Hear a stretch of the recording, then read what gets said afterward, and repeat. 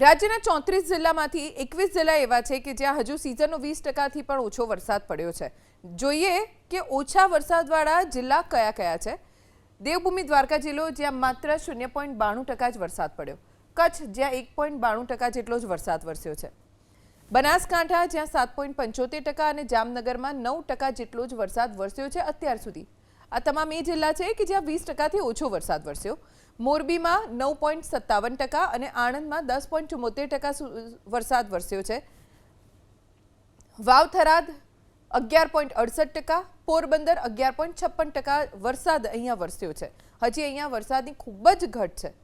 સાબરકાંઠામાં 11.93% વરસાદ પડ્યો અને છોટાઉદેપુરમાં 12.52% વરસાદ, દાહોદમાં 13.44% અને ખેડામાં 15.60% વરસાદ વરસ્યો છે। ગાંધીનગર જ્યાં 15.69% અને અરવલ્લીમાં 15.93% વરસાદ વરસ્યો।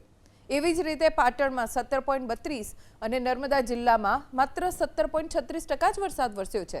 20%થી ઓછો વરસાદ આ તમામ જિલ્લાઓમાં છે, જેમાં વડોદરા અને અમદાવાદનો સમાવેશ થાય છે। વડોદરામાં 17.72% અને અમદાવાદમાં 18.21% જ વરસાદ વરસ્યો છે।